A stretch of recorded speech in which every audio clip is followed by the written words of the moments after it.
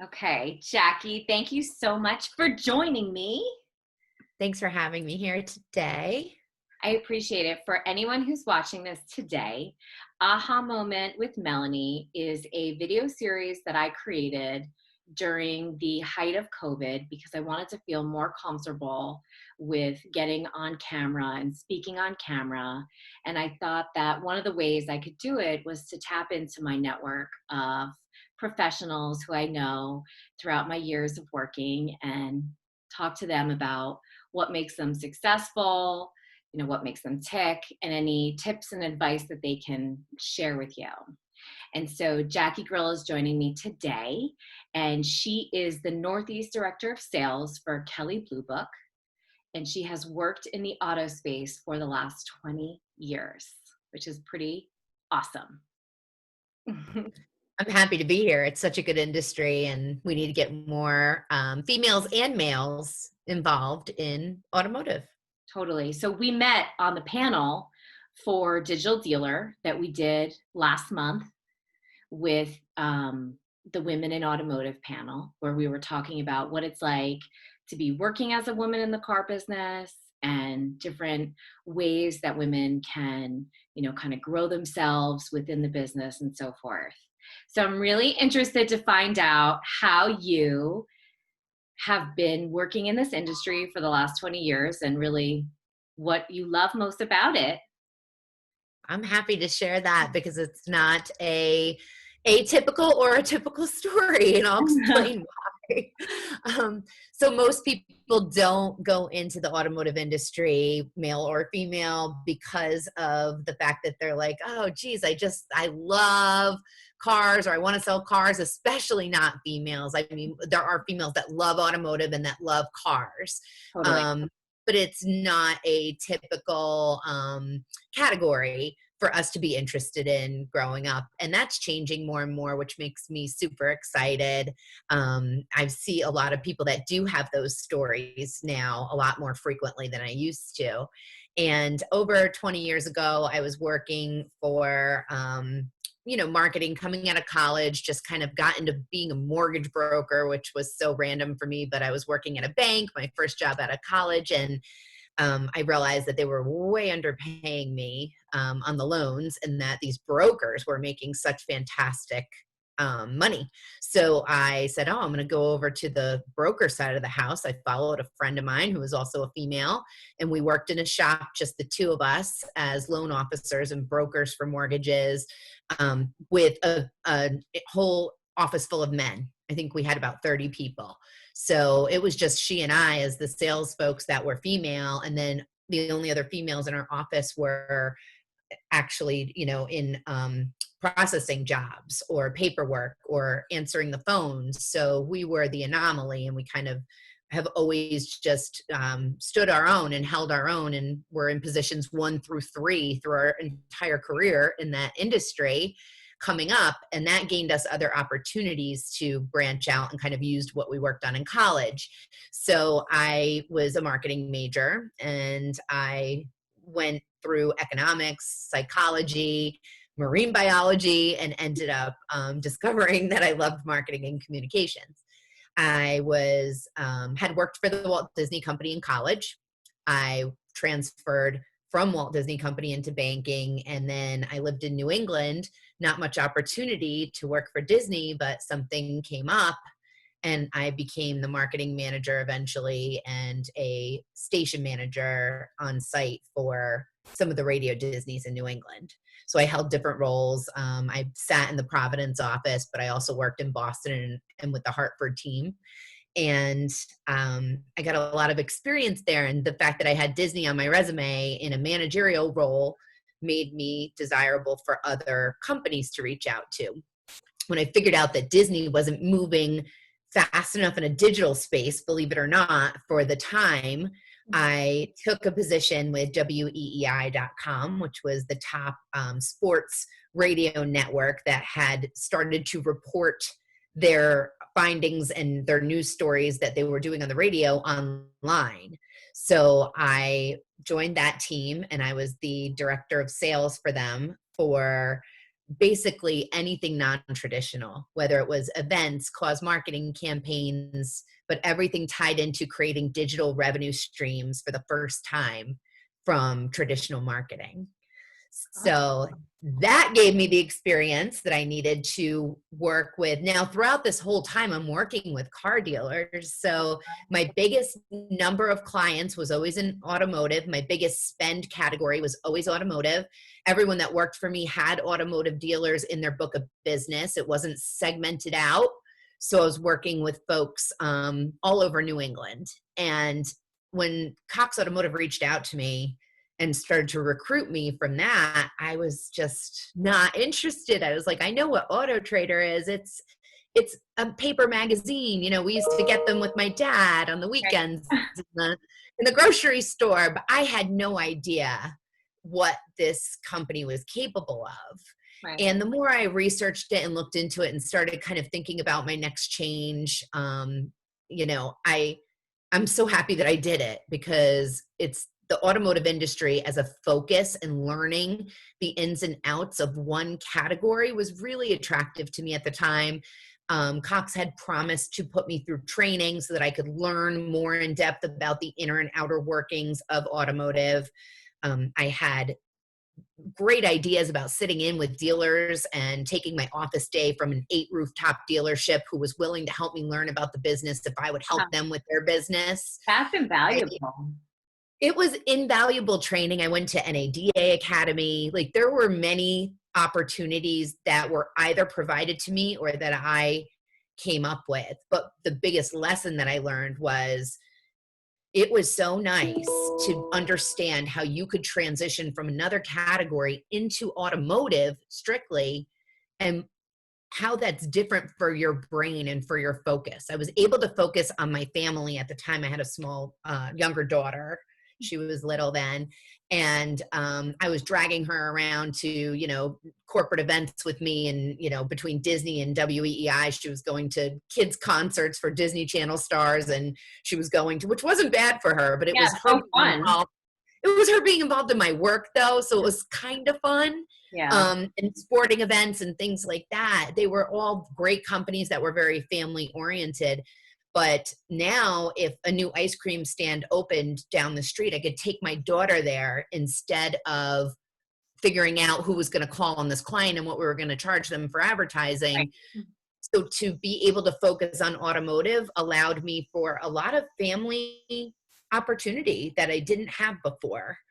And this all evolved. And my point of telling you this in such depth is I want to encourage people in general, and especially women, to look at everything that comes across your desk. You need to look at every opportunity. You need to, I don't care if you're the happiest person in the world at your current job, or if you're thinking something might be off and you're looking for a change, do your research, look into the company cultures, look into opportunities, look into earning potential, and just look at everything. I almost missed out on the opportunity with Auto Trader. I mean, they pursued me for a couple of months, and that's what's led me 8.5 years later to be with Kelly Blue Book as the director of sales. And this is my favorite career of my lifetime. That's awesome. Love working in automotive. I love it. I love it. I love it. What do you love most about the car business? So I love the way the car business allows me to use everything I've studied along my career path and my lifetime of education. So I went to school many places. I went to school in New York State. I went to school in Florida. I went to school in Rhode Island. I never graduated from college because I fell ill and was unable to do that when I was younger. Now, I graduated this year, 2020, from Purdue. Okay, congratulations. Thank you. But I've enjoyed working with car dealers because the economics that I've studied in general, business, management, marketing, communications, and psychology have all tied in to what I use daily. And I'll tell my team, like, I'm so happy that I understand this from so many different aspects. There's no way we can know everything, Right. but that compiled with the education that I've had about the car industry from dealers who I appreciate so much, taking the time to show me how a lease works, taking the time to, I mean, this is years ago, but it's all the things that I had all the tools that I needed, and I can use so much that I've learned so that I feel fulfilled every day. And the sales just comes naturally, but you can learn to be better at sales. Like Right. you can overcome the things that are difficult about sales, like sales call reluctance, and you can study how to take quantum leaps and overcome objections. And as long as you believe in what you're selling and you're being truthful, it's so fulfilling when you can help people. And helping dealers every day is, and consumers. On the Kelley Blue Book side of the house, I help the general public get Right. a fair opportunity to know what their car is worth and what they should pay for a car. But I also make sure that I'm leaving dealers enough of a opportunity to run their business, to pay their, they're humans that work there. These are our family and our friends that work in dealerships. It's not, dealers are not the bad guy. It just needs to be fair and transparent for everyone. And I love the ability to be able to do that on both sides of the coin. It's wonderful. It feels good every day. If there was a young woman who would come to you who would be potentially interested in going from, working with multiple different categories, including auto, and who really had a deep interest in going to work exclusively on automotive, what advice would you give to her about preparing herself for the auto industry? So I would say the best advice that I could give any female to prepare yourself for the auto industry is, just as there are in anything today, there's unrest, there's bias. You need to be able to have thick skin and cut through all of that. If you know that you can study and know your content and learn about automotive, whether you're designing vehicles, working in a parts department, working in sales. I mean, these are all great things that are just it's just the tip of the iceberg. We females can do anything, and there's thousands of roles in automotive, right? Yeah. Working for OEMs, working for third parties like myself, being content writers. I have one of my favorite people in automotive is a content writer for Kelley Blue Book, and she's just amazing. I can't believe that she knows all she knows about the inner workings of a car. Yeah. She studied really hard to do that. And I just, knowing your content will get you the respect that you need to really thrive, to enjoy your career, and to make a lot of money. Automotive allows you to make money that, maybe doesn't seem accessible to you. I have been in all aspects of marketing. Automotive is the category that you want to be in. Yeah. It is very lucrative, and it's lucrative from all different aspects. And it's flexible now, especially with COVID happening and forcing, people to go online more and, have flexible schedules, and Mhm. all of the unrest and injustice that's come to light, whether it's about females or race or religion or any of the things that we can explore when we talk about biases, that all right now being heightened is allowing for us to have more flexibility and make change and still work really hard. Like, let us prove, I think we talked about this on the digital dealer panel, but let us prove how amazing we are. And we will go the extra mile for you. We'll be your top performers. We just need to be able to have a little bit of flexibility, at times. And it's important for us to have family first, but also a lot of us are so dedicated to our careers that our careers come Yeah, first. that's true. It's good and bad. I know. You could ask both of my kids, they would tell you, like, I'm pretty sure that I'm number one, but really like to work too. Yeah, definitely. So, if you were to give a suggestion to someone watching in terms of the latest read that you might have gone through or a podcast, you're so positive. I'm sure you have one or two suggestions up your sleeve. So I have a lot of different, I'm kind of all over the place with what I read and podcasts, what I listen to. Like I said, I just got done with school. So I've been listening to and reading a lot of lighthearted things, but I am also listening to, so I listen to Careering by Lori Yeah, Halter that's a great one. religiously. Yeah, no, she's so great. She has great guests, Yeah. and I obviously watch your podcasts too and webinar versions. I like his audio, your video, so it's a different experience for me. I like both. Yeah. And I don't know, I study a lot of, I currently am rereading a book called Crucial Conversations. That's a great book. I'm kind of looking over at my bookshelf right now because there are so many things that I'm into. I'm reading, you want to see what my fun one that I just got sent to me as a birthday gift is, and I can't wait to read it, is the Andy Cohen Diaries about reality Oh, TV, because it's very important to remember that you don't have to be a machine. You can have fun right. and read things. The positivity comes from every day I read an email subscription that I get, which might sound a little bit far or extreme, but I do read the Abraham Hicks daily. Oh, Um, I love Abraham Hicks. I love it as He long just as you I take knew what, there was like a good synergy with us. I love yeah, Abraham Hicks. Love. I love Abraham Hicks, and I have a daily calendar that I just look at, and I get the daily emails, and it's just a little snippet of, positive spirituality that I love to start my work day with, and it's kind of a mantra for the day. If I really like one, I'll post it on my wall in front of my desk, and I can look at it often.